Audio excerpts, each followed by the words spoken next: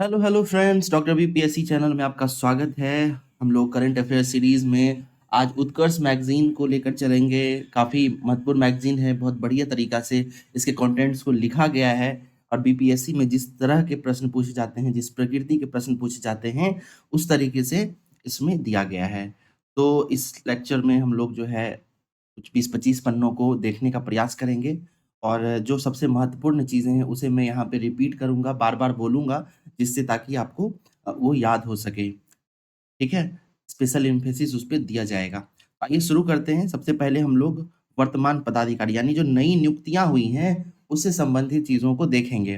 जैसा कि आपको पता होगा कि बीपीएससी में कम से कम 1 से 2 सवाल जो है, नवीन जो नियुक्तियाँ होती हैं, उससे पूछी जाती हैं। तो सबसे पहले हम लोग राष्ट्रपति की बात करते हैं। आप लोगों को आइडिया होगा, ये रिवीजन पर्पज़ से है कि श्रीमती द्रौपदी मुर्मू जो हैं वो भारत की राष्ट्रपति हैं। ध्यान रखें कि ये उड़ीसा की रहने वाली हैं और संथाल ट्राइब्स से बिलॉन्ग करती हैं। ये भारत की 15वीं राष्ट्रपति हैं, ठीक है? वहीं भारत की ये दूसरी महिला राष्ट्रपति हैं। इससे पहले देवी प्रतिभा देवी सिंह पाटिल जो हैं वो भी राष्ट्रपति रह चुकी हैं। उसके बाद उपराष्ट्रपति की बात करें तो श्री जगदीप धनखड़ जो हैं वो वर्तमान में भारत के उपराष्ट्रपति हैं, 14वें क्रम के। प्रधानमंत्री श्री नरेंद्र मोदी 15वें प्रधानमंत्री हैं।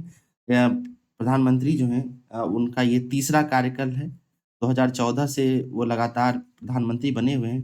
2014 के बाद 2019 फिर 2024 में उन्होंने चुनाव जीता था। उसके बाद भारत के मुख्य न्यायाधीश की बात करें तो श्री भूषण रामकृष्ण गवई, ये 52वें चीफ जस्टिस ऑफ इंडिया हैं। बी.आर. गवई भी इनका नाम है, ठीक है? इनसे पहले 51वें चीफ जस्टिस ऑफ इंडिया कौन थे, इसे आप लोग लिखकर कमेंट बॉक्स में बताएँगे, ठीक है? उसे भी याद रखें। और 50वें क्रम की जहाँ तक बात करें तो वो ये थे डी.वाई. चंद्रचूड़, ठीक है? तो आपको 51वें क्रम के चीफ जस्टिस ऑफ इंडिया का नाम बताना है, ठीक है? महान न्यायवादी की बात करें अटॉर्नी जनरल तो ये हैं श्री आर वेंकटरमणी, ये 16वें महान्यायवादी हैं। वहीं मुख्य चुनाव आयुक्त की बात करें चीफ इलेक्शन कमिश्नर की तो वो हैं श्री ज्ञानेश कुमार, ये 26वें चुनाव आयुक्त हैं। इसके अलावा नियंत्रक एवं महालेखा परीक्षक यानी CAG controller and auditor general की बात करें तो ये हैं श्री संजय मूर्ति, ठीक है? संजय मूर्ति जो हैं वो कैग हैं। अब कुछ संसदीय पदाधिकारियों की बात करते हैं तो जैसे राज्यसभा के सभापति की बात की जाए तो आपको पता होगा कि राज्यसभा के सभापति जो हैं वो जो उपराष्ट्रपति रहते हैं वही पदेन सभापति भी होते हैं, इसलिए इनका नाम है श्री जगदीप धनखड़। वहीं उपसभापति की बात करें तो ये श्री हरिवंश नारायण सिंह हैं, ये जनता दल यूनाइटेड के से चुने गए हैं। उसके बाद महासचिव की बात करें राज्यसभा में महासचिव की तो ये हैं प्रमोद चंद्र मोदी, पीसी मोदी। वहीं अध्यक्ष लोकसभा की बात करें तो ओम बिरला हैं, ये राजस्थान के कोटा से लोकसभा में चयनित हुए हैं। उसके बाद महासचिव लोकसभा के महासचिव की बात करें तो ये हैं उत्पल कुमार सिंह। अब हम लोग सशस्त्र सेना प्रमुखों की बात करेंगे तो सबसे पहले ध्यान रखिए CDS chief of defence staff की जहां तक बात की जाए तो ये हैं जनरल अनिल चौहान। उसके बाद वायुसेना सेनाध्यक्ष की बात की जाए तो ये हैं अमरप्रीत सिंह, ये 28वें क्रम के वायुसेना अध्यक्ष हैं। उसके अलावा नौसेना की बात करें तो ये हैं दिनेश कुमार त्रिपाठी, ये 26वें क्रम के हैं। वहीं थल सेना की बात करें तो ये हैं जनरल उपेंद्र द्विवेदी, ये 30वें क्रम के हैं। मैं एक बार रिपीट कर देता हूँ, वायुसेना अध्यक्ष हैं अमरप्रीत सिंह, नौसेना अध्यक्ष हैं दिनेश कुमार त्रिपाठी, थल सेना अध्यक्ष हैं जनरल उपेंद्र द्विवेदी। उसके अलावा महानिदेशक बीएसएफ यानी बॉर्डर सिक्योरिटी फोर्सेस के महानिदेशक की बात की जाए तो ये हैं दलजीत सिंह चौधरी। वहीं समुद्री सुरक्षा समन्वयक की बात करें तो ये हैं जी अशोक कुमार। महानिदेशक राष्ट्रीय आपदा प्रतिक्रिया बल की बात करें तो ये हैं पीयूष आनंद। वहीं महानिदेशक सशस्त्र सीमा बल की बात करें तो ये हैं अमृत मोहन प्रसाद। महानिदेशक केंद्रीय रिजर्व पुलिस बल की बात करें तो ये हैं ज्ञानेंद्र प्रताप सिंह। और महानिदेशक केंद्रीय औद्योगिक सुरक्षा बल की बात करें तो ये हैं राजविंदर सिंह भट्टी। अन्य प्रमुख अधिकारियों की बात करें तो जैसे कैबिनेट सचिव को देखें तो ये हैं डॉक्टर टीवी सोमनाथ। विदेश सचिव की बात करें तो ये हैं विक्रम मिस्त्री। गृह सचिव की बात करें तो ये हैं गोविंद मोहन। रक्षा सचिव की बात करें तो ये हैं राजेश कुमार सिंह। राष्ट्रीय सुरक्षा सलाहकार की बात करें तो ये हैं अजीत कुमार डोभाल। मुख्य वैज्ञानिक सलाहकार हैं अजय कुमार सूद। मुख्य आर्थिक सलाहकार की बात करें तो ये हैं डॉक्टर वी अनंत नागेश्वरन। भारत के मुख्य सूचना आयुक्त हैं हीरा लाल सामरिया। केंद्रीय सतर्कता आयुक्त हैं प्रवीण कुमार श्रीवास्तव। निदेशक इंटेलिजेंस ब्यूरो आईबी के निदेशक हैं तपन कुमार डेका। रॉ रिसर्च एंड एनालिटिक्स विंग के महानिदेशक हैं रवि सिन्हा। नीति आयोग के अध्यक्ष पदेन अध्यक्ष प्रधानमंत्री नरेंद्र मोदी होते हैं। उपाध्यक्ष की बात करें तो ये हैं सुमन बेरी। नीति आयोग के सीईओ हैं वी सुब्रमण्यम। उसके बाद अध्यक्ष संघ लोक सेवा आयोग के अध्यक्ष की बात करें तो ये हैं अजय कुमार। राष्ट्रीय महिला आयोग की अध्यक्ष की बात करें तो ये हैं विजय कुमार रहाटकर। अध्यक्ष कर्मचारी चयन आयोग एस गोपाल कृष्ण। 16वें वित्त आयोग के अध्यक्ष हैं डॉक्टर अरविंद पनघड़िया। राष्ट्रीय पिछड़ा वर्ग आयोग के अध्यक्ष हैं हंसराज गंगाराम अहिर। राष्ट्रीय अनुसूचित जनजाति आयोग के अध्यक्ष हैं अंतर सिंह आर्य। राष्ट्रीय अनुसूचित जाति आयोग के अध्यक्ष हैं किशोर मकवाना।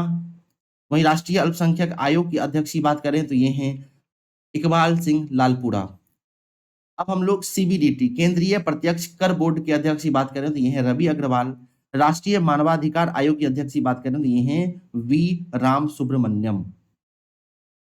अब कुछ इंपॉर्टेंट नियुक्तियां देखते हैं। जैसे रिजर्व बैंक के गवर्नर की बात करें तो ये वर्तमान में बदले गए हैं। इनका नाम है संजय मल्होत्रा। जैसा कि आपको पता होगा कि इससे पहले सतीकांत दास जो है वो भारतीय रिजर्व बैंक के गवर्नर हुआ करते थे।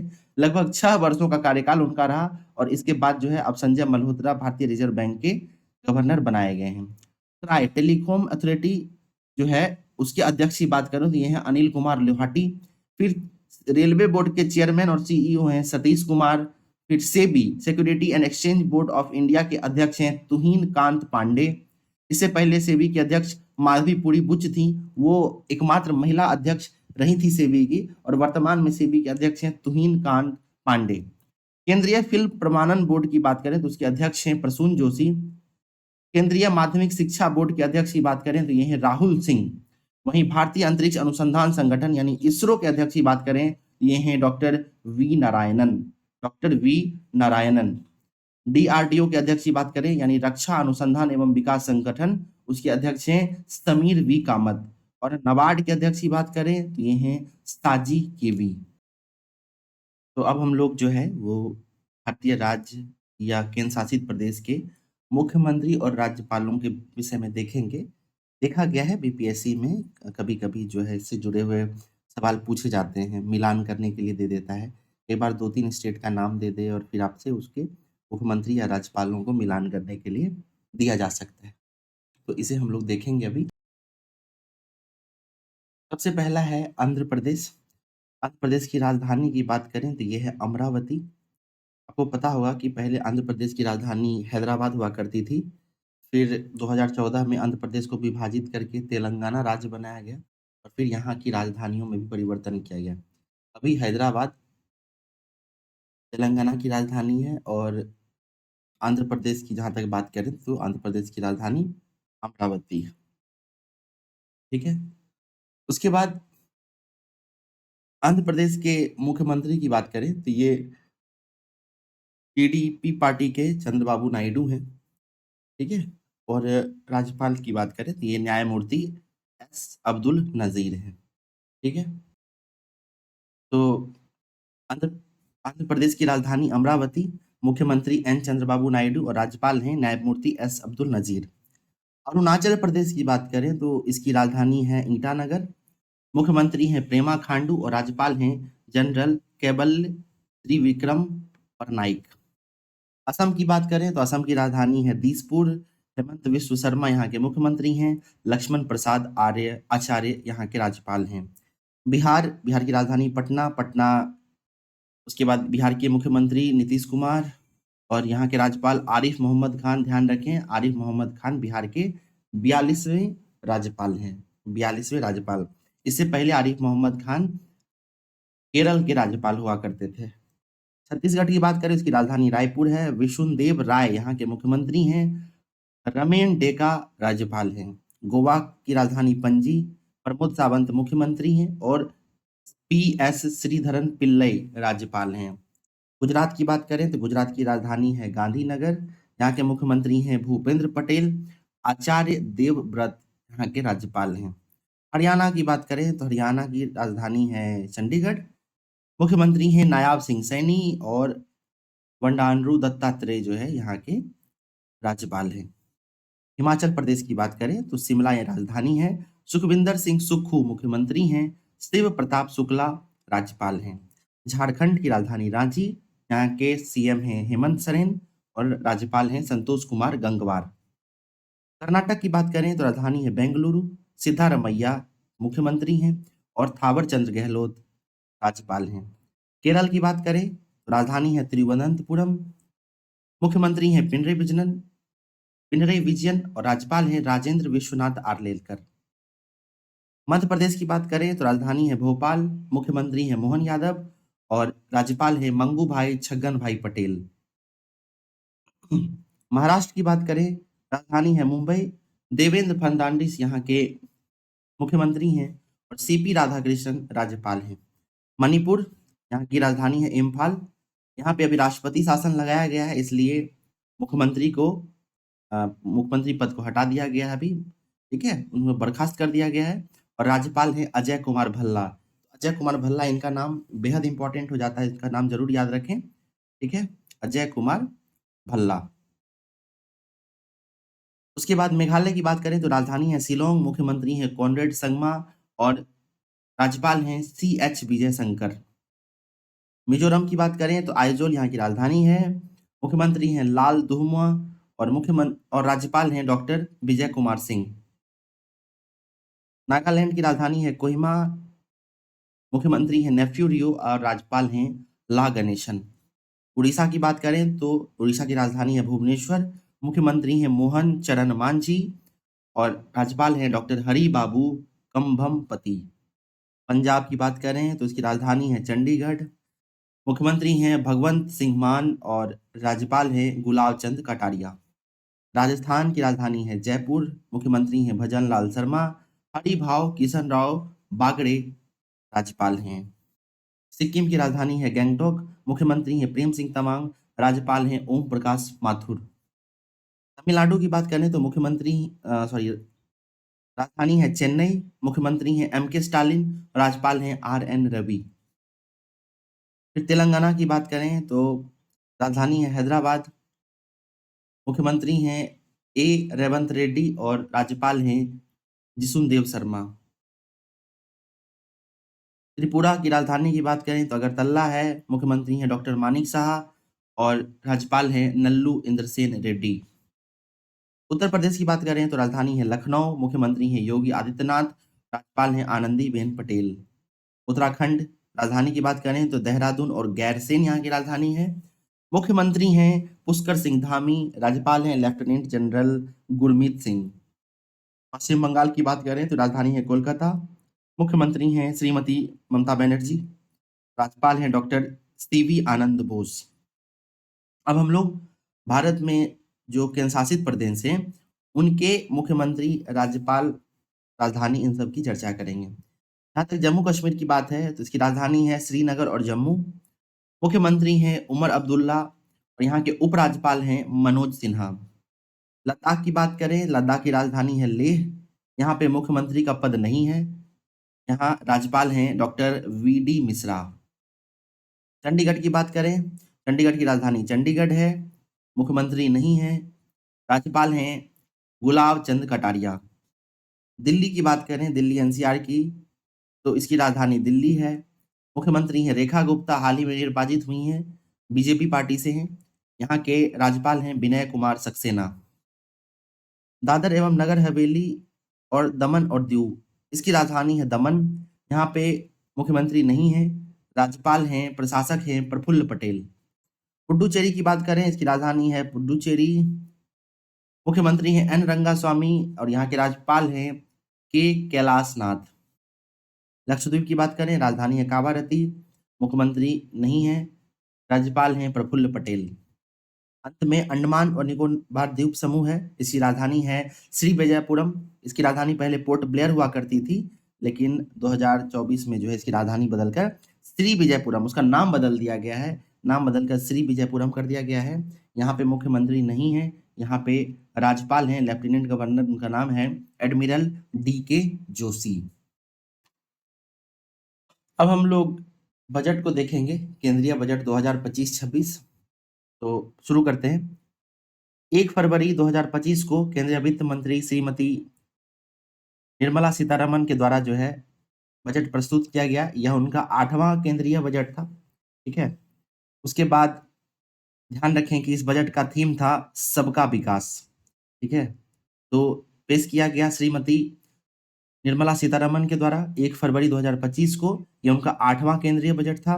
बजट का थीम क्या था? सबका विकास, ठीक है। उसके बाद ध्यान रखें कि सबसे ज्यादा बार बजट प्रस्तुत करने का जो रिकॉर्ड है वो है प्रधानमंत्री, जो पूर्व प्रधानमंत्री थे मोरारजी देसाई, उनके पास है। उन्होंने 10 बार बजट पेश किया है। और वर्तमान वित्त मंत्री जो है निर्मला सीतारमण, उन्होंने भी 8 बार बजट प्रस्तुत कर दिया है। तो वो इस रिकॉर्ड के नजदीक पहुंच गई हैं, ठीक है। उसके बाद सबसे लंबे बजट भाषण की बात करें तो इसका रिकॉर्ड भी निर्मला सीतारमण के पास है। उन्होंने वर्ष 2020 में जो बजट भाषण दिया था वो 2 घंटे 40 मिनट का था, ठीक है। तो वो रिकॉर्ड सबसे लंबा बजट भाषण था। इसके अलावा सबसे छोटे बजट भाषण की बात करें तो 1977 में हीरू भाई मुलजी भाई पटेल के द्वारा यह दिया गया था, जो मात्र 800 शब्दों का था, ठीक है। उसके बाद देखिए कुछ इंपॉर्टेंट बातें करते हैं हम लोग बजट 2025-26 के लिए। तो सबसे पहले ये समझिए कि केंद्रीय वित्त मंत्री द्वारा संसद में बजट प्रस्तुत किया गया, जिसमें विकास के 4 इंजनों के बारे में बात किया गया, ठीक है। एम्फेसिस क्या दिया गया? 4 इंजन। कौन कौन सा है? कृषि, एमएसएमई, निवेश और निर्यात, ठीक है। 4 इंजन कौन कौन सा है? कृषि है, एमएसएमई है, निवेश है, निर्यात है। यानी एग्रीकल्चर, एमएसएमई, इन्वेस्टमेंट और एक्सपोर्ट। ये जो है 4 इंजन बताए गए हैं, ठीक है। पहला इंजन कृषि है। आइए उससे जुड़ी हुई जो बजटीय प्रावधान किए गए हैं उसे देखते हैं। सबसे पहले इस बजट में प्रधानमंत्री धन्य धान्य कृषि योजना शुरू किया गया है।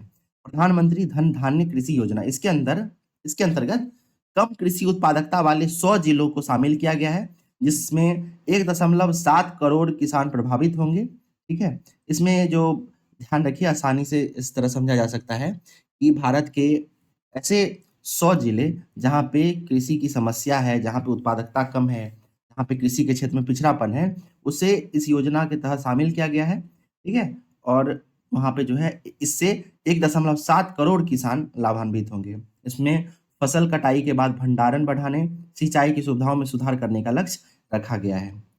अगला है कौशल निवेश प्रौद्योगिकी के माध्यम से कृषि में कम रोजगार का समाधान के लिए राज्यों की भागीदारी के साथ व्यापक बहुक्षेत्रीय ग्रामीण संपन्नता अनुकूलन निर्माण कार्यक्रम प्रारंभ किया जाएगा, ठीक है। तो क्या कार्यक्रम है? ग्रामीण संपन्नता और अनुकूलन निर्माण कार्यक्रम। ये क्यों किया जा रहा है? तो कौशल निवेश प्रौद्योगिकी के माध्यम से रोजगार की जो समस्या है कृषि के क्षेत्र में, उसका समाधान करने के लिए। फिर सरकार ने तूर, उड़द, मसूर पर विशेष ध्यान के साथ दालों में आत्मनिर्भरता के लिए एक 6 वर्षीय, कितने वर्ष का है ध्यान रखिएगा, 6 वर्षीय अभियान का शुभारंभ किया है, ठीक है। कितने वर्ष का है ये जरूर ध्यान रखिएगा, ये 6 वर्षीय अभियान है, ओके। और इसको शुरू किया गया है। फिर 2029 तक जो है देश को दाल की मांग को पूरा करने के लिए आयात पर भारत की निर्भरता को समाप्त करना है। तो पूछा जा सकता है आपको कि भारत ने आयात, दालों का जो आयात है उसको नियंत्रित करने के लिए, उसको समाप्त करने का लक्ष्य कब तक रखा है? ये वर्ष 2029 है, ओके। अगला है मध्य प्रदेश, महाराष्ट्र और राजस्थान देश के 3 शीर्ष दाल उत्पादक राज्य हैं। ध्यान रखिएगा, मध्य प्रदेश, महाराष्ट्र और राजस्थान। अगला है किसान क्रेडिट कार्ड, केसीसी की सीमा बढ़ाई गई है। ध्यान रखेंगे 7.7 करोड़ किसानों के लिए ऋण की सीमा को सुविधाजनक बनाने के लिए इसे 3 लाख रुपए से बढ़ाकर 5 लाख रुपए कर दिया गया है। तो पहले जो केसीसी की सीमा थी वो 3 लाख रुपए थी, इसे बढ़ाकर 5 लाख रुपए कर दिया गया है। उसके बाद है उच्च उपज देने वाले बीजों पर एक राष्ट्रीय मिशन शुरू किया गया है। अनुसंधान को मजबूत करना, 100 से अधिक उच्च उपज वाले और कीट प्रतिरोधी बीज किस्मों को उपलब्ध कराना, ठीक है, इस योजना का प्रमुख कार्य होगा, ठीक है। तो ये ध्यान रखिएगा कितने बीज हैं इसमें, 100 से अधिक उच्च उपज देने वाली और कीट प्रतिरोधी बीज है। अगला है कपास उत्पादकता मिशन। तो सतत कृषि को बढ़ावा देने, इसके अलावा अतिरिक्त रेशे वाले कपास का उत्पादन बढ़ाने और गुणवत्ता में सुधार लाने के लिए ये 5 वर्षों की पहल शुरू की गई है, ठीक है। ध्यान रखिएगा ये जो कपास उत्पादकता मिशन है वो कितने दिनों के लिए लाया गया है, तो ये 5 वर्षों के लिए लाया गया है। फिर है बिहार में मखाना बोर्ड, तो बजट 2025-26 में मखाना के उत्पादन, प्रसंस्करण और मूल्य संवर्धन को बढ़ावा देने के लिए बिहार में मखाना बोर्ड की स्थापना का प्रबंधन किया गया है। ध्यान रखें कि भारत का 90% से ज्यादा जो है मखाना वो बिहार में उगाया जाता है। ठीक है, अगला है असम में यूरिया संयंत्र। तो ध्यान देंगे कि असम में जो है ब्रह्मपुत्रा घाटी उर्वरक निगम लिमिटेड के परिसर में 12.7 लाख मैट्रिक टन क्षमता वाला एक नया यूरिया संयंत्र स्थापित किया जाएगा। ठीक है, तो ये हम लोगों ने पहला इंजन जो कि कृषि था उसे देख लिया है। अब हम लोग दूसरे इंजन की तरफ चलेंगे। दूसरा इंजन क्या है, वो है एमएसएमई। ठीक है, एमएसएमई में सबसे पहले चीज ये ध्यान रखिए कि एमएसएमई का जो वर्गीकरण है उसके संशोधित किया गया है। ठीक है, संशोधन में क्या किया गया है, तो पुराना जो निवेश का सीमा था और पुराना जो कुल कारोबार का सीमा था उन दोनों को बढ़ाया गया है। निवेश के सीमा को 2.5 गुना बढ़ाया गया है, वहीं कुल कारोबार की बात करें तो इसे 2 गुना बढ़ाया गया है। ठीक है, इस चार्ट से जो है आप इसे समझ भी सकते हैं। ओके, अगला है सूक्ष्म उद्यम क्रेडिट कार्ड। तो सूक्ष्म उद्यम क्रेडिट कार्ड से जो है 10 लाख सूक्ष्म उद्यमों के लिए 5 लाख रुपए की ऋण सुविधा। ठीक है, 10 लाख सूक्ष्म उद्यमों के लिए 5 लाख रुपए की ऋण सुविधा, वित्तीय समावेशन और आर्थिक भागीदारी को बढ़ावा देना। ठीक है, ये जो है एक योजना शुरू की गई है सूक्ष्म उद्यम क्रेडिट कार्ड। 10 लाख सूक्ष्म उद्यमों के लिए 5 लाख रुपए की ऋण सुविधा दी जाएगी। फिर एमएसएमई के लिए ऋण कवर, तो इसमें 5 करोड़ रुपए से बढ़ाकर 10 करोड़ रुपए तक कर दिया गया है। ठीक है, अब देखिए अगला जो इंपॉर्टेंट है वो है चमड़ा और फुटवेयर के लिए फोकस प्रोडक्ट स्कीम। ठीक है, तो जैसा कि पता है आपको कि चमड़ा और फुटवेयर, इसके अलावा जो खिलौना इंडस्ट्री वगैरह है, ये सब काफी मात्रा में इन क्षेत्रों में रोजगार देने की क्षमता है। ठीक है, तो इसीलिए इन क्षेत्रों को फोकस प्रोडक्ट स्कीम के तहत जो है इसमें बढ़ावा दिया जाएगा। इसको ध्यान देंगे, इसमें 22 लाख रोजगार, 4 लाख करोड़ रुपए का राजस्व और 1.1 लाख करोड़ रुपए से अधिक का निर्यात होगा। ठीक है, तो ध्यान रखें चमड़ा, फुटवेयर, इन सबको बढ़ावा दिया जाएगा। फिर अगला है राष्ट्रीय खाद्य प्रौद्योगिकी संस्थान। तो बिहार में जो है इसकी स्थापना की जाएगी। ठीक है, और जिससे जो है खाद्य प्रसंस्करण, कौशल और उद्यमिता को बढ़ावा मिलेगा। तो बिहार में पहला तो हम लोगों ने यहाँ पे देखा था कि बिहार में जो है वो मखाना बोर्ड की स्थापना की जाएगी, और फिर दूसरा हम लोग देख रहे हैं क्या है, राष्ट्रीय खाद्य प्रौद्योगिकी संस्थान।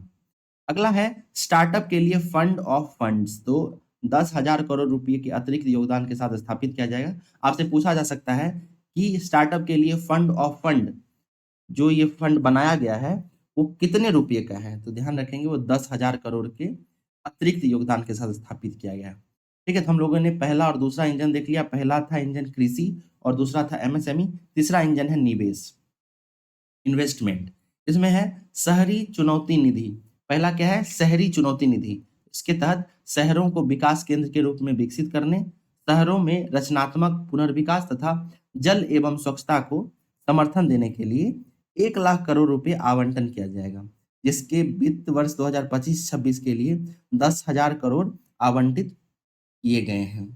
ठीक है, अगला है जल जीवन मिशन। तो इसके तहत जो है 67,000 करोड़ रुपए दिया गया है करीब है, और इस मिशन का अवधि जो है उसे 2028 तक के लिए बढ़ा दिया गया है। फिर तीसरा है समुद्री विकास निधि। समुद्री विकास निधि के तहत जो है 25,000 करोड़ का कोष जो है वो केंद्र सरकार के द्वारा बनाया गया है, जिसमें केंद्र सरकार 49% योगदान देगी। ठीक है, और बाकी जो योगदान है वो राज्य सरकार देगी, और इसके अलावा जो प्राइवेट एंटिटीज होंगी वो इसमें योगदान देंगे। इसके तहत समुद्री विकास निधि के तहत जहाज निर्माण, बंदरगाहों का विकास और रसद बुनियादी ढांचों का विकास ये सब किया जाएगा। अगला है पीएम रिसर्च फेलोशिप। ध्यान देंगे आईआईटी और आईआईएससी में उन्नत अनुसंधान के लिए 10,000 फेलोशिप जारी किया गया है। फिर डे केयर कैंसर सेंटर। तो कहा जा रहा है कि अगले 3 वर्ष में सभी जिला अस्पतालों में जो है, ठीक है, डे केयर कैंसर सेंटर की स्थापना की जाएगी, और इसमें प्रारंभिक चरण में 2025-26 तक 200 सेंटर स्थापित किए जाएंगे, जिसमें कैंसर उपचार की किफायती उपलब्धता सुनिश्चित होगी। अगला है भारतीय भाषा पुस्तक योजना। तो इसके तहत स्कूल और उच्च शिक्षा तक पहुंच बढ़ाने के लिए भारतीय भाषाओं में डिजिटल बुक उपलब्ध की कराई जाएगी। ठीक है, भारतीय भाषाओं में डिजिटल बुक किताबें।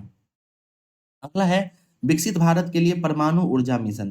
तो ध्यान देंगे, विकसित भारत के लिए परमाणु ऊर्जा मिशन लॉन्च किया गया है। इसके तहत स्मॉल मॉड्यूलर रिएक्टर बनाया जाएगा, जिसे एसएमआर भी कहा जाता है। ठीक है, ध्यान देंगे कि 2033 तक स्वदेशी रूप से विकसित कम से कम 5 स्मॉल मॉड्यूलर रिएक्टर बनाया जाएगा। 2033 तक कितना बनाया जाएगा, तो ध्यान रखेंगे 5 स्मॉल मॉड्यूलर रिएक्टर स्थापित किया जाएगा। फिर अगला है उड़ान योजना, आप लोगों ने पहले सुन रखा होगा। तो उड़ान क्षेत्रीय संपर्क योजना, इससे संशोधित उड़ान योजना के अंतर्गत 120 नए गंतव्यों को शामिल किया गया। तो ध्यान रखेंगे उड़ान योजना के तहत कितने गंतव्य हैं, 120। ठीक है, जिसका लक्ष्य है अगले 10 वर्षों में 4 करोड़ यात्रियों को सेवा देना। तो हमें ध्यान रखना है कि उड़ान योजना के तहत 120 नए गंतव्यों को शामिल किया गया है। अगला है बिहार में ग्रीनफील्ड एयरपोर्ट। तो बिहार के बिहटा में जो है, ठीक है, ग्रीनफील्ड एयरपोर्ट का विकास किया जाएगा। इसके अलावा पटना एयरपोर्ट का भी विस्तार किया जाएगा। फिर है पश्चिमी कोसी नहर। ठीक है, तो इस परियोजना को भी हरी झंडी दिखा दी गई है। ध्यान रखेंगे कि ये बिहार के क्षेत्र में इस अवसंरचना का विकास किया जाएगा, जिससे मिथिलांचल के क्षेत्र में जो जल की समस्या उसे दूर किया जा सकेगा। तो बिहार से संबंधित 3 चीजें हम लोगों ने देखी। पहला हम लोगों ने देखा था मखाना बोर्ड की स्थापना। ठीक है, मखाना बोर्ड। उसके बाद हम लोगों ने दूसरा देखा था राष्ट्रीय खाद्य प्रौद्योगिकी संस्थान का स्थापना बिहार में। और तीसरा हम लोगों ने पश्चिमी कोसी नहर के बारे में देखा। अब हम लोग चौथा इंजन की बात करते हैं। चौथा इंजन है निर्यात संवर्धन मिशन। तो ध्यान देंगे, निर्यात संवर्धन मिशन में यह जो है मिशन, ये 3 मंत्रालयों का संयुक्त प्रयास है। पहला है वाणिज्य मंत्रालय, दूसरा है एमएसएमई मंत्रालय और तीसरा है वित्त मंत्रालय। तो निर्यात संवर्धन मिशन जो है वो 3 मंत्रालयों का प्रयास है, जिसमें पहला है वाणिज्य मंत्रालय, दूसरा है एमएसएमई मंत्रालय और तीसरा है वित्त मंत्रालय। उसके बाद भारत ट्रेड नेट की बात करें तो यह एक एकीकृत डिजिटल प्लेटफॉर्म है, एकीकृत डिजिटल प्लेटफॉर्म है, जो कि अंतर्राष्ट्रीय व्यापार दस्तावेजीकरण और वित्त पोषण समाधान की सुविधा प्रदान करेगा। फिर अगला है ग्लोबल कैपेबिलिटी सेंटर्स, जीसीसी। ठीक है, तो ग्लोबल कैपेबिलिटी सेंटर्स हेतु राष्ट्रीय ढांचा का विकास किया जाएगा। इसके तहत ध्यान रखेंगे कि टीयर 2 की शहरों को, ठीक है, ग्लोबल कैपेबिलिटी सेंटर के रूप में बढ़ावा देना इसका जो है प्रमुख कार्य है।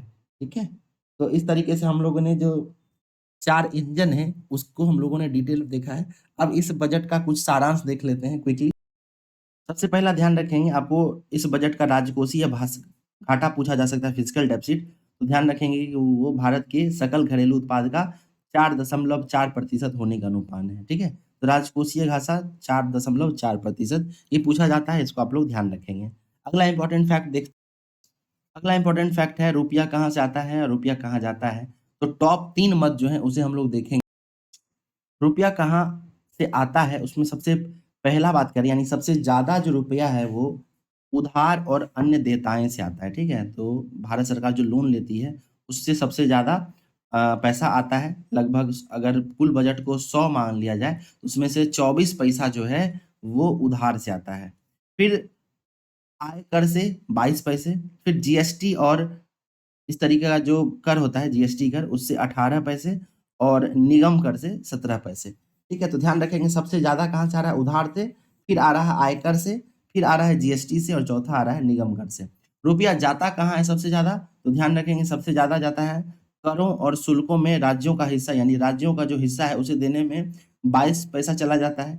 इसके अलावा ब्याज अदायगी, जो भारत सरकार लोन लेती है उसका ब्याज चुकाने में 20 पैसे जा रहे हैं। और तीसरे स्थान पर है केंद्रीय क्षेत्र की योजनाएं। ठीक है, तो केंद्रीय क्षेत्र की योजनाओं पर 16 पैसे खर्च होते हैं।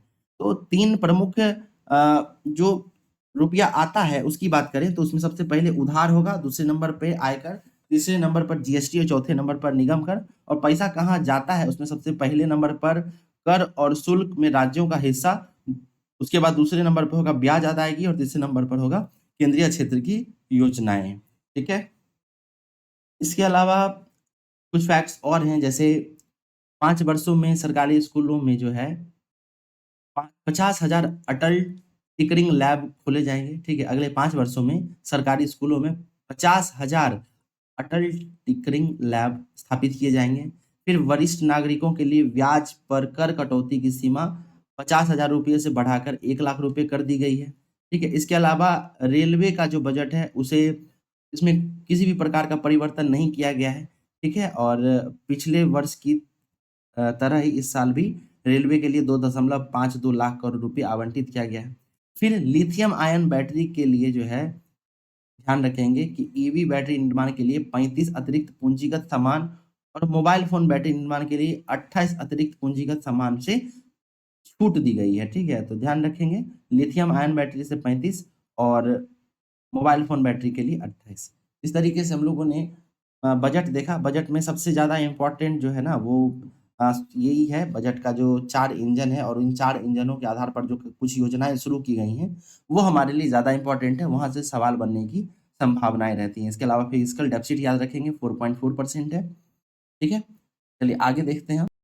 कुछ नवीनतम जीआई टैग जो दिए गए हैं हाल में 2025 में, उसे हम लोग देखेंगे। तो ध्यान रखें कि बीपीएससी के एग्ज़ाम में सिंपल फैक्ट्स पूछे जाते हैं, ठीक है? तो हम लोग उसी तरीके से रखेंगे, इसको ज़्यादा पज़ल नहीं करेंगे।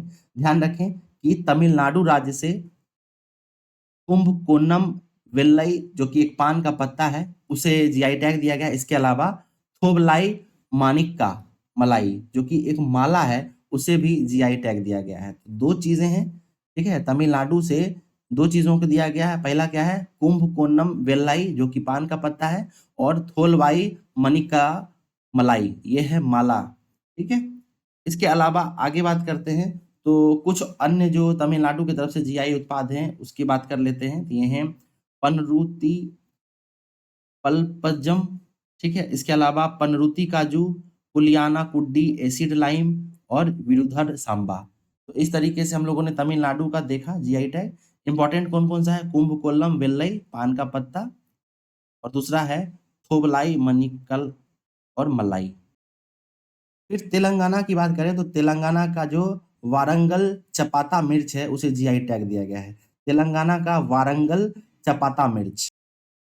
पश्चिम बंगाल की बात करें तो पश्चिम बंगाल का नोलेर गुरेर सौंदेश और रघुनी पागल चावल, ठीक है? ये दोनों को जीआई टैग दिया गया है। कौन-कौन सा है? पश्चिम बंगाल की तरफ से नोलेर गुरेर संदेश और रघुनी पागल चावल, ठीक है? अगला देखते हैं ओजी फैनी, ठीक है? तो ओजी फैनी क्या है? ये गोवा का तरफ से इसको जीआई टैग दिया गया है। ये गोवा में पाई जाने वाली एक पारंपरिक भारतीय शराब है, ओजी फैनी। कहाँ का है? गोवा। फिर केरल की तरफ से कन्नाडियप्पा को जीआई टैग दिया गया है। तो केरल की तरफ से कंडीपया को जीआई टैग दिया गया है। फिर ध्यान रखेंगे कि कश्मीर में जो विलो बैट है, नमदा है, गब्बा है, ट्वीड है, क्रूएल है, इन सबको कश्मीर की तरफ से कश्मीर में क्षेत्र में जो है ये काफ़ी प्रचलित है, इसलिए इसे जीआई टैग प्रदान किया गया है। यूपी, वाराणसी, ठीक है? इस क्षेत्र में यहाँ की जो शहनाई है, तबला है, मसालेदार भरवा मिर्च है, इन सबको जीआई टैग प्रदान किया गया है। तो शहनाई, तबला, मसालेदार भरवा मिर्च ये सब जीआई टैग से सम्मानित हुए हैं हाल-फिलहाल में। अगला देखते हैं, अगला है वर्जिन नारियल तेल। तो ध्यान देंगे ये निकोबार ज़िले यानी अंडमान और निकोबार जो द्वीप समूह है, जो यूनियन टेरिटरी है, तो उसके वर्जिन नारियल तेल को जीआई टैग प्रदान किया गया है। इसके अलावा जो है राजस्थान का केर सांगड़ी है, केर सांगड़ी उसे जीआई टैग मिला है। राजस्थान का केर सांगड़ी, ठीक है? तो हम लोगों ने 2025 में जनवरी से जून महीने तक जो महत्वपूर्ण जीआई टैग प्रदान किए गए हैं, उससे हम लोगों ने देखा है। इस लिस्ट को मैं 2-3 बार आपको रिवाइज़ करा दूँगा जिससे ये आपको याद हो जाएगा। एक बार हम लोग इसको फिर से क्विकली रिवाइज़ कर लेते हैं। सबसे पहला हम लोगों ने तमिलनाडु का कुंभकोन्नम वेत्रलाई जो कि पान का पत्ता था उसे देखा था। फिर हम लोगों ने देखा था तमिलनाडु का ही थोबलाई मनिक्का मलाई जो एक माला था, ठीक है? फिर हम लोगों ने तेलंगाना की वारंगल चपाता मिर्च को देखा था, तेलंगाना की वारंगल चपाता मिर्च। फिर हम लोगों ने देखा पश्चिम बंगाल की नोलेन गुरेर संदेश और रघुनी पागल चावल। तो फिर हम लोगों ने पश्चिम बंगाल की नोलेन गुरेर संदेश और राघुनी पागल चावल देखा था।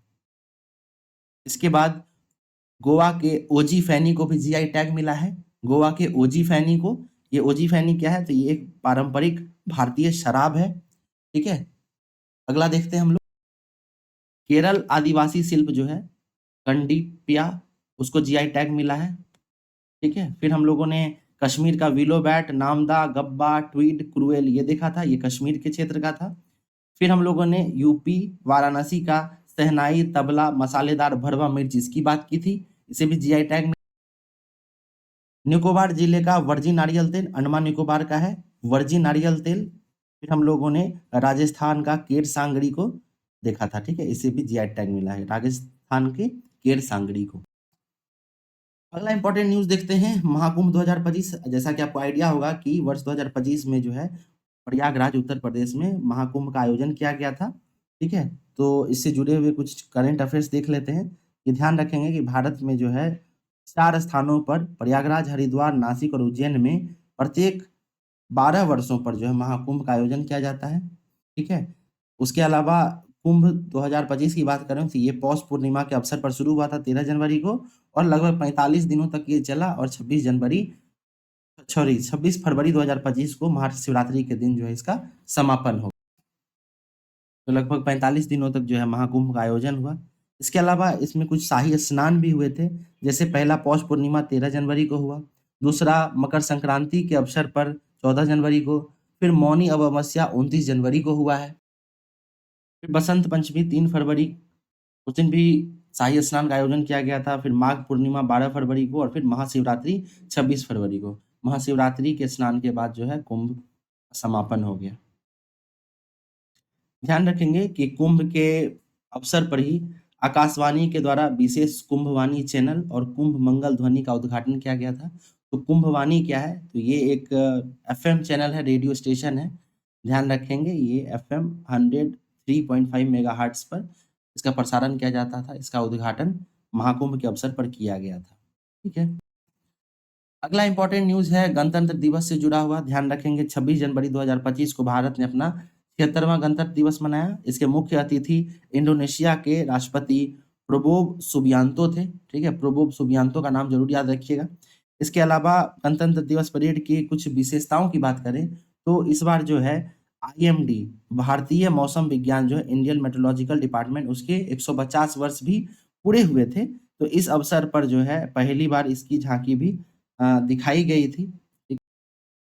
चूंकि आईएमडी का जो है 150 वर्ष पूरा भी हुआ था, इस वजह से भी वित्त मंत्रालय ने 150 रुपये का विशेष स्मारक सिक्का जारी करने की भी मंजूरी दे दी थी। उसके बाद गणतंत्र दिवस 2025 की झांकियों के विषय की बात करें तो इसका थीम या इसका विषय था स्वर्णिम भारत, विरासत और विकास, ठीक है। क्या था थीम? स्वर्णिम भारत, विरासत और विकास, ओके। अगला प्रमुख 3 झांकियों की बात करें तो ध्यान रखें कि प्रथम था उत्तर प्रदेश, जिसका थीम था महाकुंभ 2025 स्वर्णिम भारत, विरासत और विकास, ठीक है। दूसरा जो था त्रिपुरा का था शाश्वत श्रद्धा, त्रिपुरा में 14 देवताओं की पूजा, ठीक है, खर्ची पूजा के नाम पर। ये खर्ची पूजा जरूर याद रखिएगा, ये पूछा जा सकता है खर्ची पूजा का आयोजन भारत के किस राज्य में होता है? ये त्रिपुरा में होता है। तृतीय आंध्र प्रदेश का था। उसके बाद विभागों की बात करें, मंत्रालयों की, तो मंत्रालयों में सर्वश्रेष्ठ झांकी जो है वो जनजातीय मामलों का जो मंत्रालय है, ठीक है, उसका उसको दिया गया है, और इसका थीम जो था जनजातीय गौरव वर्ष ऐसा था, ठीक है। उसके अलावा अन्य करंट अफेयर्स की बात करते हैं तो हाल ही में जो है HAL हिंदुस्तान एरोनॉटिकल्स लिमिटेड को भारत की 14वीं महारत्ना कंपनी का दर्जा दिया गया है। ध्यान रखेंगे भारत की 14वीं महारत्ना कंपनी कौन सी है? तो वो है HAL हिंदुस्तान एरोनॉटिक्स लिमिटेड, ठीक है।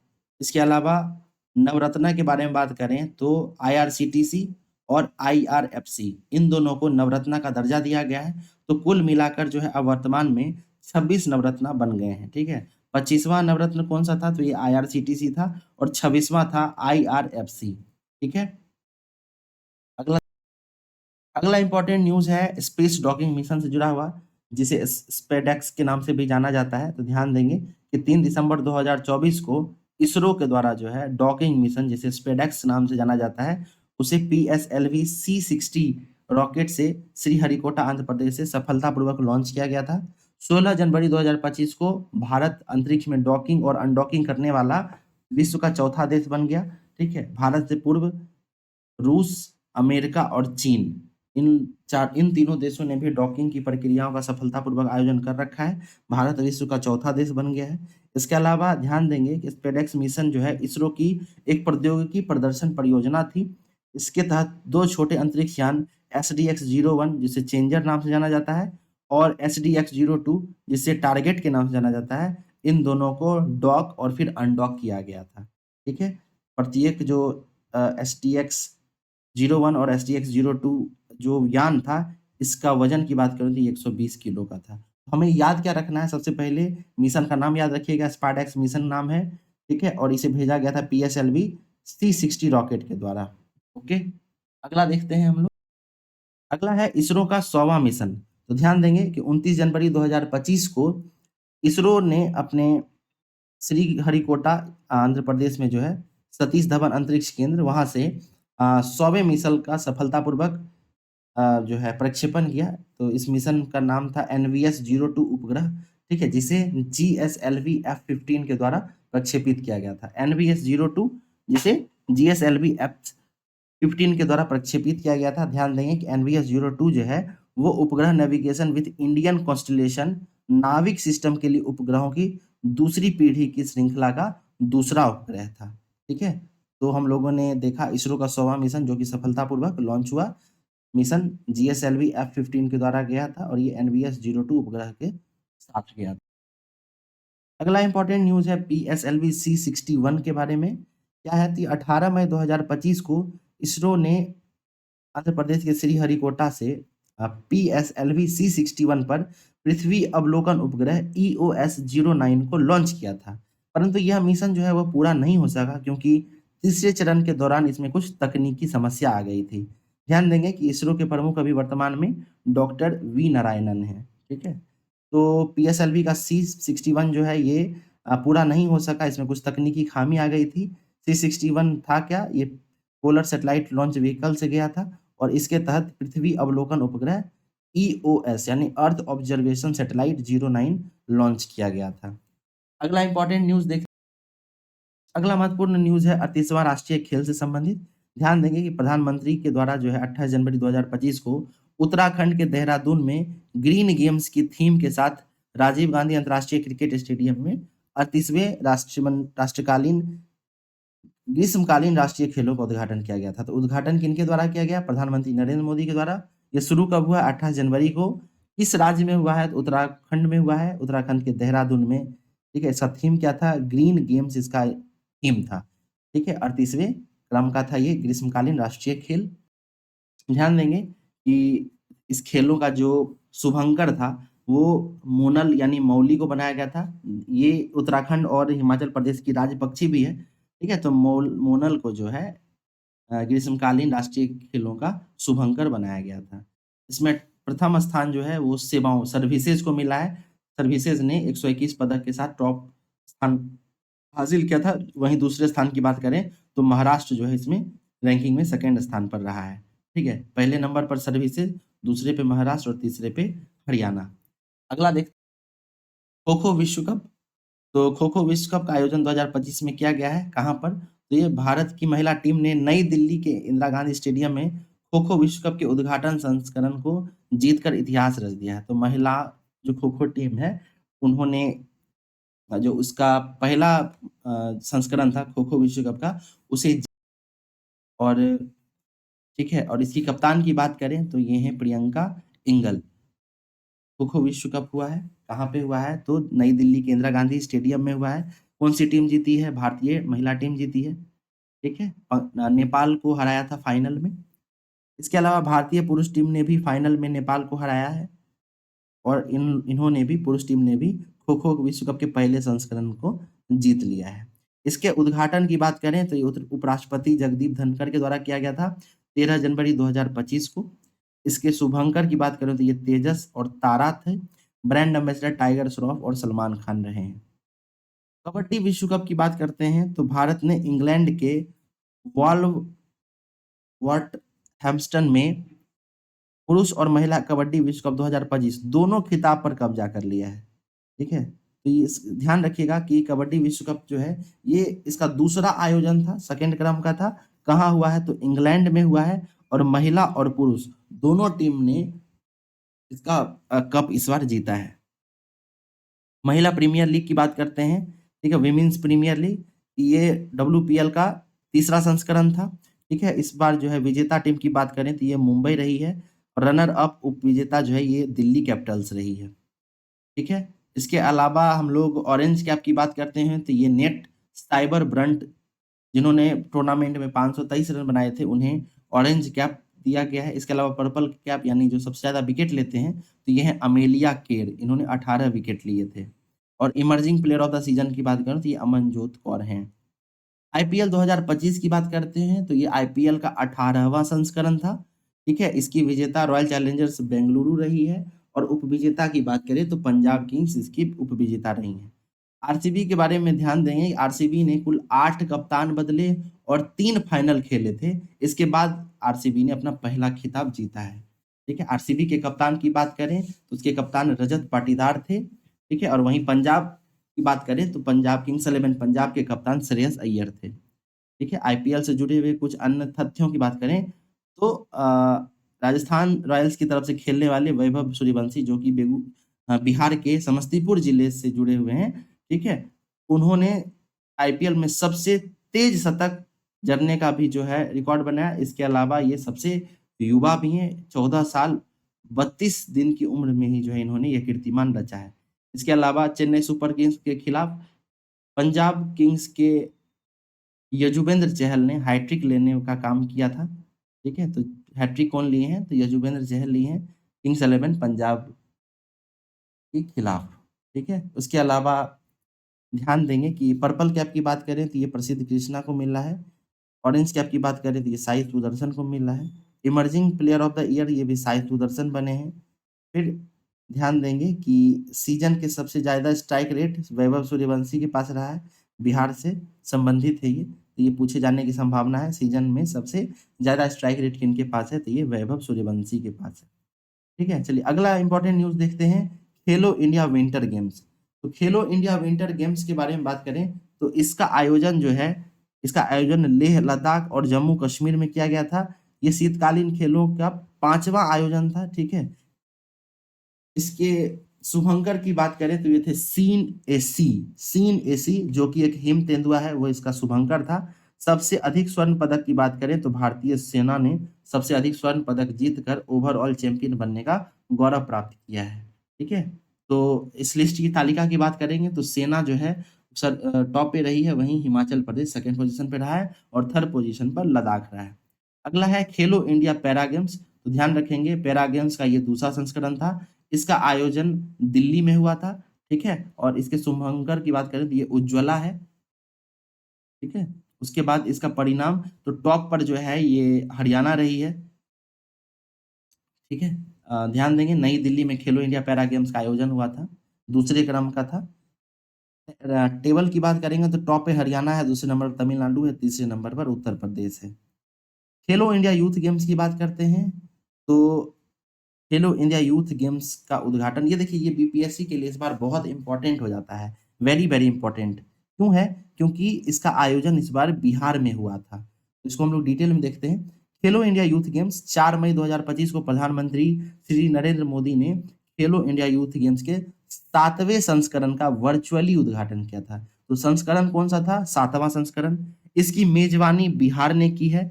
इसका आयोजन 4 से 15 मई 2025 तक किया गया है, ठीक है। हालांकि 3 खेल जो कि जिम्नास्ट, शूटिंग और साइकिलिंग इवेंट है, इसका आयोजन दिल्ली में हुआ था। बाकी सारा आयोजन बिहार में हुआ है, ठीक है। इसमें कुल 27 प्रतिस्पर्धी खेल खेले गए थे और एक डेमो खेल का आयोजन किया गया था। इस खेल का आयोजन केंद्रीय युवा मामले और खेल मंत्रालय द्वारा भारतीय ओलंपिक संघ के सहयोग से किया जाता है। टैगलाइन की बात करें तो टैगलाइन था खेल के रंग बिहार के संग। वहीं शुभंकर गज सिंह था, गज सिम्हा। गज सिम्हा क्या है? तो ये गज और सिंह यानी शेर का संयोजन है। समापन समारोह की बात करें तो समापन समारोह पाटलिपुत्र स्पोर्ट्स कॉम्प्लेक्स पटना में, ठीक है, हुआ था। और पॉइंट टेबल की बात करें तो महाराष्ट्र इसमें पहले स्थान पर रही थी, 58 स्वर्ण, 47 रजत के साथ कुल 158 पदक जीते हैं महाराष्ट्र ने। वहीं सेकंड नंबर पर हरियाणा रही है और तीसरे नंबर पर राजस्थान रही है। ठीक है। इसके अलावा देखिए ये अगला है सेपेक टकरा विश्व कप। ये भी बीपीएससी के पर्पज से काफी इंपॉर्टेंट हो जाएगा। सेपक टकरा जो है इसका आयोजन पटना में किया गया था, पाटलिपुत्रा इंडोर स्टेडियम में, और ये 5वां संस्करण था। इसके विजेता की बात करें तो भारतीय पुरुष रेगू टीम ने बिहार सेपेक टकरा विश्व कप में जो है फाइनल में जापान को हराकर स्वर्ण पदक जीता है। ठीक है, तो ये जरूर याद रखिएगा कि बिहार पुरुष रेगू टीम जो है इसमें फाइनल में विजेता रही है। अगला इंपॉर्टेंट न्यूज है इसरो के 11वें अध्यक्ष वी नारायणन। तो ध्यान देंगे, इसरो है इंडियन स्पेस रिसर्च ऑर्गेनाइजेशन, उसके 11वें अध्यक्ष कौन रहे हैं? तो वी नारायणन जो है इसके अध्यक्ष रहे। इससे पहले ध्यान देंगे कि एस सोमनाथ यहाँ के अध्यक्ष हुआ करते थे। इसरो की स्थापना की बात करें तो इसका स्थापना 15 अगस्त 1969 को हुई थी। दिल्ली की मुख्यमंत्री रेखा गुप्ता तो 2025 में जो है दिल्ली में मुख्यमंत्री पद के लिए चुनाव हुआ था, विधानसभा का चुनाव। इसमें भाजपा की नेता रही हैं रेखा गुप्ता, वो मुख्यमंत्री के रूप में चयनित हुई हैं। रेखा गुप्ता दिल्ली की चौथी महिला मुख्यमंत्री हैं। इससे पहले दिल्ली की शीला दीक्षित, बीजेपी की सुषमा स्वराज और आम आदमी पार्टी की आतिशी मार्लेना महिला मुख्यमंत्री रह चुकी हैं। ठीक है। उसके अलावा देखिए 26वें मुख्य चुनाव आयुक्त बने ज्ञानेश कुमार। तो ध्यान देंगे कि चीफ इलेक्शन कमिश्नर, ठीक है, उन ज्ञानेश कुमार को चीफ इलेक्शन कमिश्नर के रूप में नियुक्त किया गया है। ठीक है, Gyanesh Kumar chief election commissioner नियुक्त हुए हैं और ये 26वें क्रम के चीफ इलेक्शन कमिश्नर हैं। वहीं सेबी के 11वें अध्यक्ष, तो ध्यान देंगे security and exchange board of India के अध्यक्ष कौन बने हैं? तुहिन कांत पांडे बने हैं। ठीक है, माधवीपुरी बुच्च का जो है सेवा सत्ता समाप्त हुआ था, वो पहली महिला अध्यक्ष के रूप में चयनित हुई थी। इसके अलावा 23वें विधि आयोग का अध्यक्ष दिनेश महेश्वरी को नियुक्त किया गया है। ठीक है, जस्टिस दिनेश महेश्वरी को 23वें विधि आयोग के अध्यक्ष के रूप में नियुक्त किया गया है। इसके अलावा आयोग में हितेश हितेश जैन और प्रोफेसर डीपी वर्मा, इन दोनों को भी पूर्णकालिक सदस्य के रूप में नियुक्त किया गया है। तो अध्यक्ष हैं दिनेश महेश्वरी, इसके अलावा इसमें हितेश जैन और प्रोफेसर डीपी वर्मा भी सदस्य हैं। इसका कार्यकाल 3 साल का होगा, यानी 2027 तक जो है ये विधि आयोग कार्यरत रहेगा। ठीक है, 22वें विधि आयोग की बात करें तो उसके अध्यक्ष ऋतुराज अवस्थी हुआ करते थे। भारत के 52वें मुख्य न्यायाधीश बने हैं वी आर गवई। ध्यान देंगे justice Bhushan Ramakrishnan V R Gavai जो हैं वो 52वें मुख्य न्यायाधीश बने हैं। इसके अलावा ये बौद्ध धर्म से संबंधित हैं और भारत के दूसरे दलित मुख्य न्यायाधीश बने हैं। ठीक है, इससे पहले 51वें मुख्य न्यायाधीश की बात करें तो वो संजीव खन्ना थे और 50वें क्रम की बात करें तो वो थे डी वाई चंद्रचूड़। यूपीएससी अध्यक्ष बदले गए हैं। यूपीएससी के अध्यक्ष बने हैं अजय कुमार। ध्यान देंगे ये पूर्व रक्षा सचिव थे अजय कुमार, वो संघ लोक सेवा आयोग के अध्यक्ष नियुक्त किए गए हैं।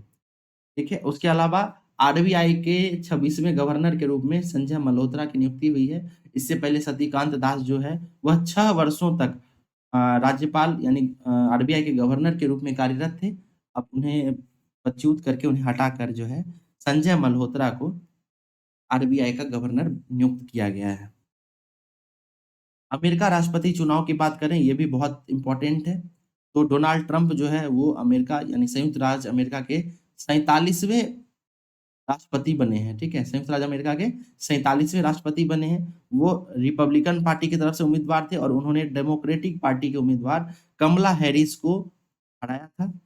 ठीक है, इसके अलावा ध्यान देंगे कि डोनाल्ड ट्रंप जो है वो 47वें राष्ट्रपति हैं। वहीं इनके साथ जेम्स डेविड वेंस भी जो है वो चयनित हुए हैं उपराष्ट्रपति पद के लिए और वो अमेरिका के 50वें उपराष्ट्रपति हैं। ठीक है, जेडी वेंस के बारे में ध्यान देंगे कि वो 40 वर्ष की आयु में सबसे कम उम्र के उपराष्ट्रपति बने हैं। ठीक है, तो जेडी वेंस सबसे कम उम्र में अमेरिका के उपराष्ट्रपति बनने का गौरव भी प्राप्त किया है। अगला है 18वीं भारत वन स्थिति रिपोर्ट।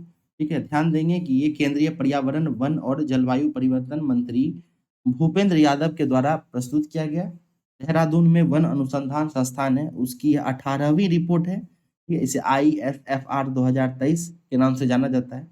ध्यान देंगे कि इसे द्वैवार्षिक आधार पर जारी किया जाता है। सबसे पहली बार इसे 1987 में जारी किया गया था।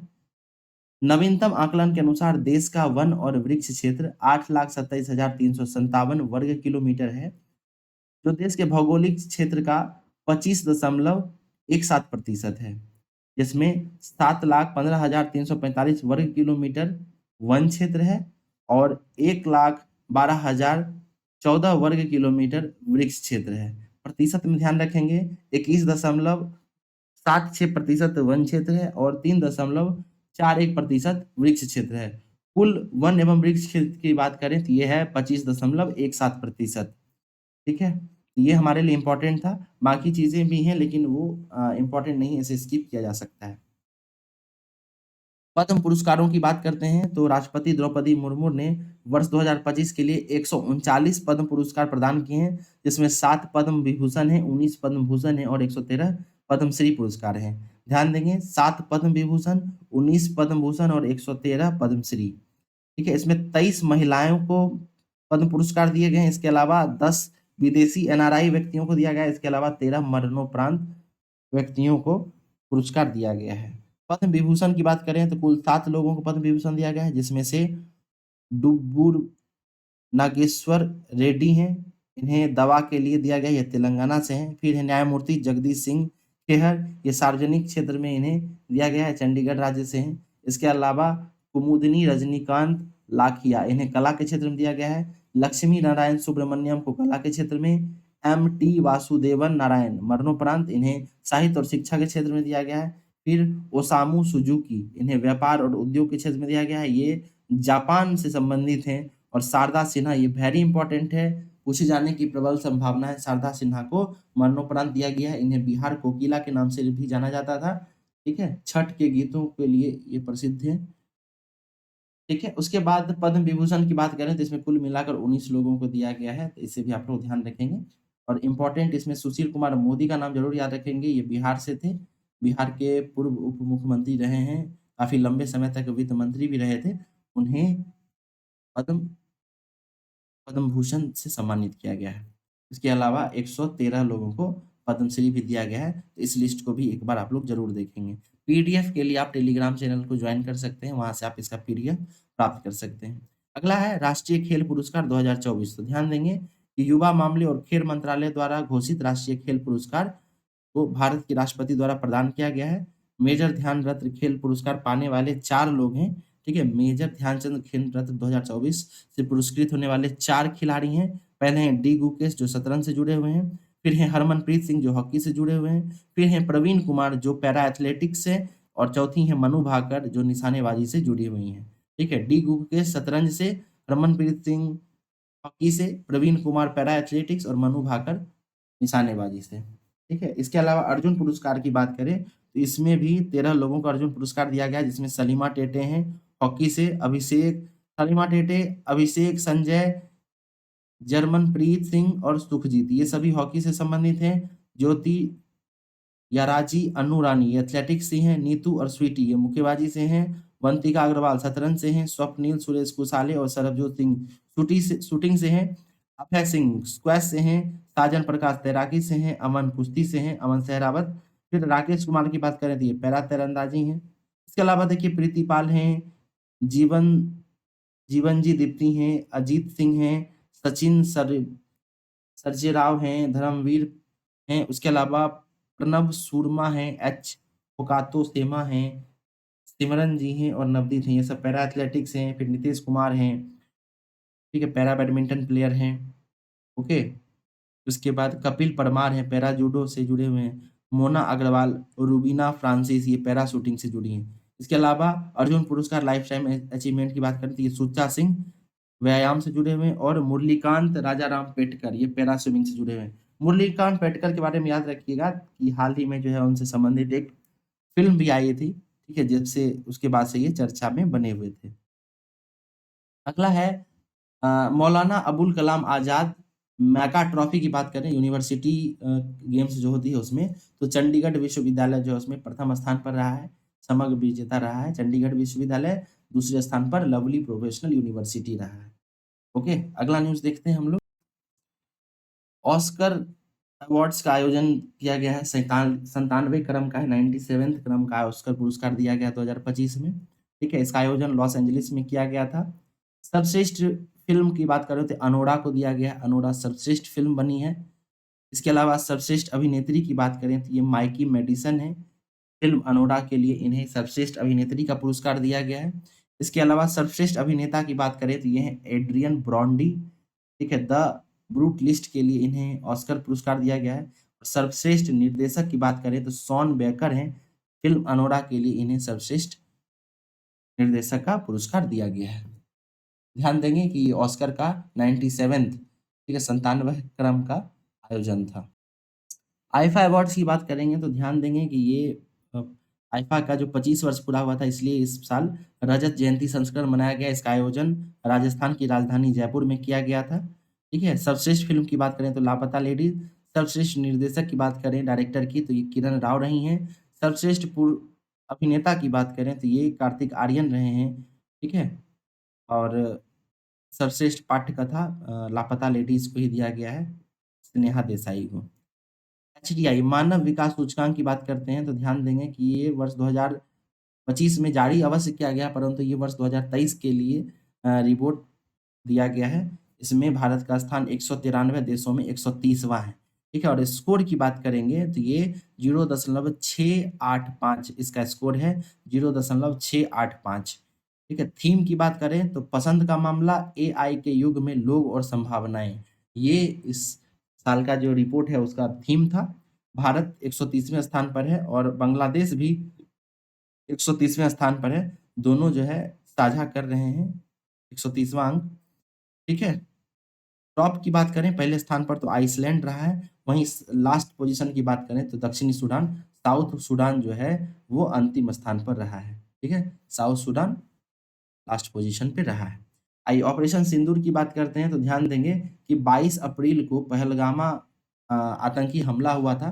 ठीक है, जिसके बाद भारत सरकार ने 6-7 मई को सशस्त्र सेना बलों के द्वारा पाकिस्तान और पाकिस्तान ऑक्युपाइड कश्मीर के क्षेत्र में जो आतंकवादी ढांचे हैं उस पर ऑपरेशन सिंदूर नाम से हवाई हमला किया। ठीक है, सबसे पहले ध्यान रखेंगे ये 6-7 मई 2025 की रात को हुआ है।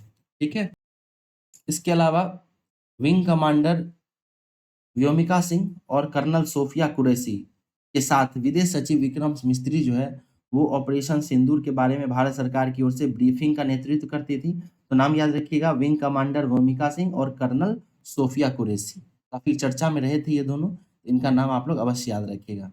ठीक है, इसके अलावा ध्यान दें कि जब ये पहलगामा आतंकी हमला हुआ था तो इसके तहत भारत सरकार ने कुछ तत्कालीन कदम उठाए थे, जिसमें सबसे पहला था सिंधु जल संधि को स्थगित कर देना। इसके अलावा अटारी एकीकृत चेक पोस्ट को तत्काल प्रभाव से बंद कर देना। इसके अलावा सार्क वीजा छूट योजना के तहत जो पाकिस्तानी नागरिक भारत में टूरिस्ट घूम रहे थे उन्हें तत्काल प्रभाव से विदेश मतलब भारत छोड़ने के लिए कहा गया था। इसके अलावा अतीत में जारी किए गए किसी भी एसपीईएस वीजा को रद्द कर दिया गया है। ठीक है, देखिए ये बेहद ही इम्पोर्टेंट न्यूज़ है ऑपरेशन ब्रह्मा। तो ऑपरेशन ब्रह्मा क्या है? म्यांमार में जो अभी हाल में 28 मार्च को भूकंप आया था, जो कि 7.7 तीव्रता का भूकंप था, उसके तहत भारत सरकार ने म्यांमार के लिए जो सहायता राहत पैकेज भेजा था, उसे ही ऑपरेशन ब्रह्मा के नाम से जाना जाता है। तो ऑपरेशन ब्रह्मा क्या है? ये म्यांमार में भूकंप से प्रभावित लोगों की मदद के लिए भेजा गया था। इसके अलावा अगला है ऑपरेशन केलर। तो ध्यान देंगे ये भारतीय सेना के द्वारा दक्षिण कश्मीर में जो केलर के घने जंगल हैं, उसमें एक उच्च तीव्रता वाला आतंकवाद विरोधी अभियान शुरू किया था। तो ऑपरेशन केलर क्या है? ये जम्मू कश्मीर के क्षेत्र में किया गया है। ठीक है, चैंपियंस ट्रॉफी, ध्यान देंगे कि इस साल चैंपियंस ट्रॉफी का आयोजन किया गया था। आयोजन की बात करें तो ये संयुक्त रूप से पाकिस्तान और यूएई के द्वारा किया गया था। ठीक है, और भारत जो है इसमें विजयी हुआ है। ओके, इसे देखते हैं हम। तो चैंपियंस ट्रॉफी का आयोजन इस बार पाकिस्तान और यूएई के साथ संयुक्त रूप से किया गया था। आइए इसको डिटेल में देखते हैं। चैंपियंस ट्रॉफी का आयोजन 19 फरवरी से 9 मार्च तक किया गया। पाकिस्तान और यूएई में इसका आयोजन किया गया है। ये चैंपियंस ट्रॉफी का 9वां संस्करण था। इसका आयोजन आईसीसी के द्वारा किया गया है। विजेता भारत रहा है तीसरी बार, यानी भारत इससे पहले 2002, 2013 और 2025 में विजेता रहा है। उप विजेता की बात करें तो न्यूजीलैंड इसका उप विजेता रहा है। फिर 9 मार्च से 2025 को भारत ने दुबई इंटरनेशनल क्रिकेट स्टेडियम में फाइनल में न्यूजीलैंड को 4 विकेट से हराकर तीसरा चैंपियंस ट्रॉफी खिताब जीता और इसके साथ 12 साल बाद जो है यानी 2023 में पिछली बार जीता था और 12 साल बाद फिर 2025 में भारत ने चैंपियंस ट्रॉफी जीता है। ठीक है? अगला है ज्ञानपीठ पुरस्कार, ध्यान रखें ये 59th क्रम का ज्ञानपीठ पुरस्कार जो है, वो छत्तीसगढ़ के प्रसिद्ध कवि और लेखक विनोद कुमार शुक्ल को दिया गया है, ठीक है? तो 59th क्रम का किनको दिया गया है? विनोद कुमार शुक्ल को दिया गया है। वहीं 58th 58वें क्रम की बात करें तो 2 व्यक्ति हैं, गीतकार गुलजार और संत हैं राम भद्राचार्य, इन दोनों को 58वां ज्ञानपीठ पुरस्कार दिया गया है, ठीक है? तो 58वां किनको दिया गया है? गुलजार को और राम भद्राचार्य को। वहीं 59th क्रम के पुरस्कार की बात करें तो ये दिया गया है विनोद कुमार शुक्ल को। ओके, चलिए अगला देखते हैं 58वां टाइगर रिजर्व। तो ध्यान देंगे कि 58वां टाइगर रिजर्व जो है ये माधवगढ़ टाइगर रिजर्व को बनाया गया है। ये मध्य प्रदेश में अवस्थित है, ठीक है? मध्य प्रदेश का ये 9वां टाइगर रिजर्व है। ओके, कुछ टाइगर रिजर्व्स की बात कर लेते हैं तो ध्यान रखेंगे 58वां है माधव टाइगर रिजर्व मध्य प्रदेश का। इसके अलावा 57 था रातापानी वन्य जीव अभयारण्य, इसे भी टाइगर रिजर्व का दर्जा दिया गया, ये भी मध्य प्रदेश में है, ठीक है? फिर 56 था गुरु घासीदार तेमोर पिंगला टाइगर रिजर्व, ये छत्तीसगढ़ का था 56वें क्रम का, ठीक है? तो टाइगर रिजर्व हम लोगों ने देख लिया है। अब हम लोग रामसर स्थल के बारे में देखते हैं। तो वर्तमान में भारत में कुल 91 रामसर स्थल हो गए हैं, जिसमें से सबसे अधिक जो है तमिलनाडु में है, कुल 20 रामसर स्थल हैं। वहीं उसके बाद उत्तर प्रदेश में 10 रामसर स्थल हैं। हाल के रामसर स्थलों की बात करें तो हाल में सबसे नवीनतम जो 91वें क्रम का है वो है खीचन वेटलैंड साइट, जो कि राजस्थान में है। फिर है मुनार वेटलैंड कॉम्प्लेक्स, ये भी राजस्थान में है। फिर उधवा झील है, ये झारखंड का है। कोचोपलरी आर्द्रभूमि ये सिक्किम का है। थरथर थरथगल पक्षी अभयारण्य ये तमिलनाडु का है। सक्कर कोटई पक्षी अभयारण्य ये तमिलनाडु का है, ठीक है? तवा जलाशय ये मध्य प्रदेश का है। तो देखिए ये 2025 में कुछ रामसर स्थल घोषित किए गए थे। मैं एक बार फिर से रिपीट कर देता हूँ। खीचन वेटलैंड साइट ये राजस्थान का है। मेनार वेटलैंड कॉम्प्लेक्स ये राजस्थान का है। उधवा झील ये झारखंड का है। कोचोपलरी आर्द्रभूमि ये सिक्किम का है। थरथरगल पक्षी अभयारण्य तमिलनाडु का है। सक्कटर कोट्टई पक्षी अभयारण्य तमिलनाडु का है। तवा जलाशय ये मध्य प्रदेश का है। इसके अलावा ध्यान रखेंगे कि 2024 में 5 जून पर्यावरण दिवस के दिन नागी पक्षी अभयारण्य बिहार जमुई और नकटी पक्षी अभयारण्य बिहार जमुई, इन दोनों को भी रामसर का दर्जा दिया गया था, ठीक है? तो इस तरह से हम लोगों ने रामसर स्थल को भी देख लिया है। अब अगला इम्पोर्टेंट न्यूज़ देख लेते हैं 18वीं लोकसभा से जुड़ा हुआ। तो ध्यान देंगे कि 2024 में जो 18वीं लोकसभा का चुनाव हुआ था, इसमें से एनडीए नेशनल डेमोक्रेटिक अलायंस के गठबंधन ने एक 292 सीट जीत कर जो है सरकार बनाया है नरेंद्र मोदी की अध्यक्षता में, ठीक है? भाजपा जो है सबसे बड़ी राजनीतिक दल बन के उभरी, जिसने 240 सीटों पर जीत हासिल की है। फिर एनडीए में उसकी सहायक दल है तेलुगु देशम पार्टी, जो 16 स्थान जीत के आई है। इसके अलावा जनता दल यूनाइटेड है, जिन्होंने 12 सीटें जीती हैं। इसके अलावा विपक्ष की बात करें तो इंडिया गठबंधन था, India national development inclusive alliance, उन्होंने कुल मिलाकर 233 सीटें जीती हैं। इसमें से कांग्रेस जो है उसे 99 सीट मिली थी।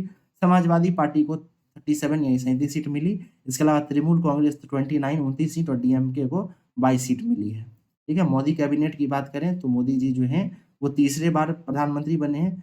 तीसरे बार लगातार प्रधानमंत्री पद पर बने रहने और जीतने वाले ये भारत के दूसरे प्रधानमंत्री, इससे पहले जवाहरलाल नेहरू जो है वो 3 बार जीत के प्रधानमंत्री बने थे, ठीक है?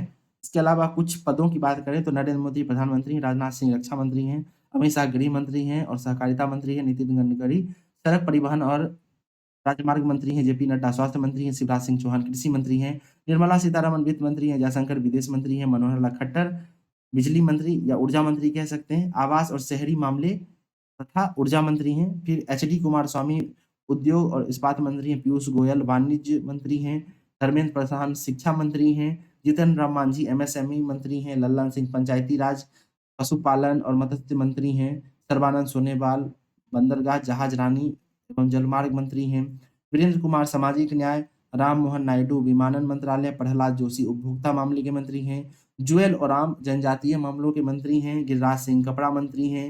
अश्वनी वैष्णव रेल मंत्री और सूचना एवं प्रसारण मंत्री हैं। ज्योतिरादित्य सिंधिया पूर्वोत्तर क्षेत्र के विकास एवं दूरसंचार मंत्री हैं। भूपेंद्र यादव पर्यावरण वन एवं जलवायु परिवर्तन मंत्री हैं। वहीं गजेंद्र सिंह शेखावत संस्कृति मंत्री हैं, पर्यटन मंत्री हैं। अन्नपूर्णा देवी महिला एवं बाल विकास मंत्री हैं। किरण रिजिजू संसदीय कार्य मंत्री हैं और अल्पसंख्यक मामलों के मंत्री हैं। कुछ अन्य मंत्रालयों की बात करें, जैसे प्रदीप सिंह पुरी पेट्रोलियम और प्राकृतिक गैस के मंत्री हैं। मनसुख मांडविया जो हैं ये युवा मामले और खेल मंत्रालय के मंत्री हैं। जी किशन रेड्डी कोयला और खान मंत्री हैं। चिराग पासवान खाद्य प्रसंस्करण उद्योग मंत्री हैं। सी आर पाटिल जल शक्ति मंत्री हैं। ठीक है, चलिए नोबेल पुरस्कार देख लेते हैं। यहाँ से भी प्रश्न बार बार पूछे जाते रहे हैं। तो नोबेल पुरस्कार की जहां तक बात करें तो ये 6 क्षेत्रों में दिया जाता है। पहला है चिकित्सा क्षेत्र। चिकित्सा क्षेत्र में इस बार विक्टर एम्ब्रोज और गैरी रूबकुन को मिला है चिकित्सा का। ठीक है, चिकित्सा का किनको मिला है तो विक्टर एम्ब्रोज और गैरी रूबकुन को। रसायन विज्ञान की बात करें तो ये डेविड बेकर, डेमिट हसाविस और जॉन जंपर को मिला है। भौतिक विज्ञान यानी फिजिक्स की बात करें तो जेफरी ई हिंटन, जॉन पे हॉपफील्ड को मिला है। अर्थशास्त्र की बात करें इकोनॉमिक्स की तो डेरोन एम मोंगलू, साइमन जॉनसन और जेम्स ए रॉबिन्सन को मिला है।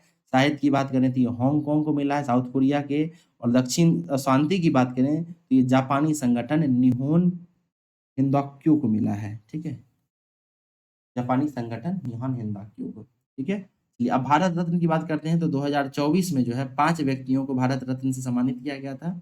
ये भारत का सर्वोच्च नागरिक सम्मान है। 5 व्यक्ति कौन है तो लाल कृष्ण आडवाणी थे, पूर्व प्रधानमंत्री चौधरी चरण सिंह थे, पूर्व प्रधानमंत्री पीवी नरसिम्हा राव थे, बिहार के पूर्व मुख्यमंत्री कर्पूरी ठाकुर थे और कृषि वैज्ञानिक एम एस स्वामीनाथन थे। ये 5 व्यक्तियों को भारत रत्न से सम्मानित किया गया है।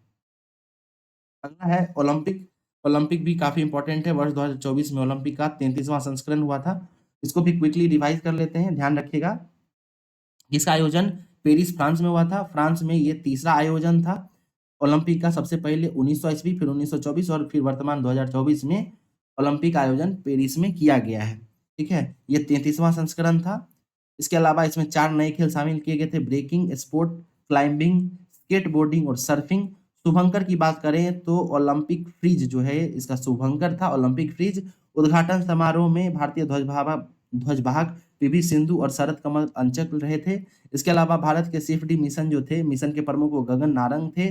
समापन समारोह में भारत के वाहक मनु भाकर और हॉकी टीम के गोलकीपर पी आर श्रीजेश रहे थे। ठीक है, ध्यान देंगे कि पेरिस ओलंपिक में भारत के अभिनव बिंद्रा को ओलंपिक ऑर्डर से सम्मानित किया गया था।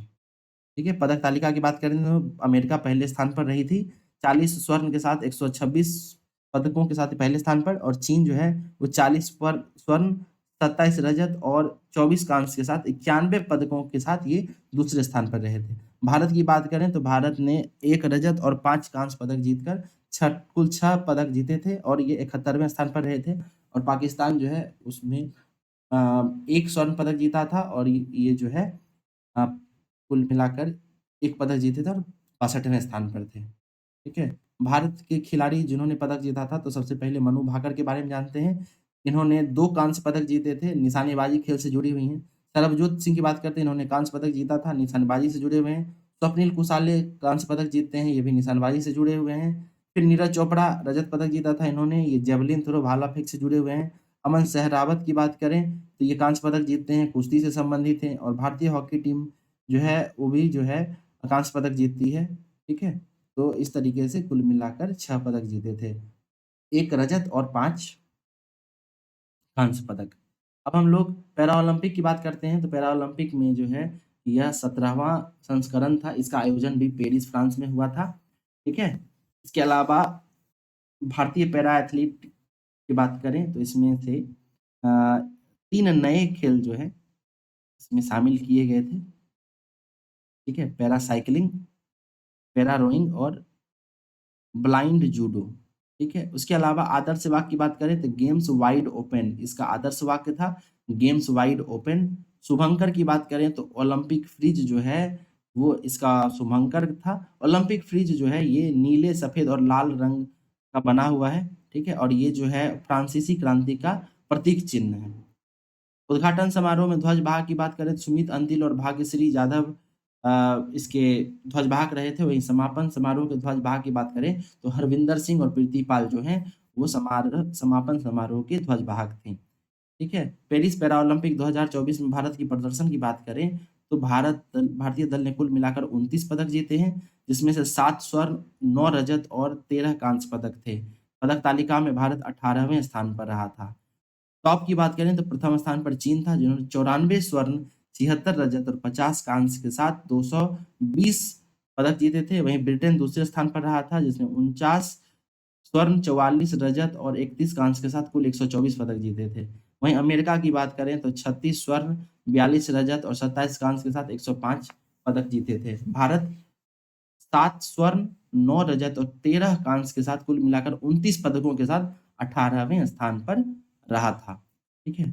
इस तरीके से हम लोगों ने जो कुछ इंपॉर्टेंट करंट अफेयर्स थे उसे हम लोगों ने क्विकली देखा है। इस वीडियो को आप बार-बार देखें, रिवाइज करें, स्पीड बढ़ाकर देखें, उससे भी आपका ये रिवीजन पर्पज से वीडियो काफ़ी इंपॉर्टेंट रहेगा। बीपीएससी में यहाँ से कम जो है आपको 4 से 5 न्यूज़ करंट अफेयर्स ज़रूर मिलेंगे।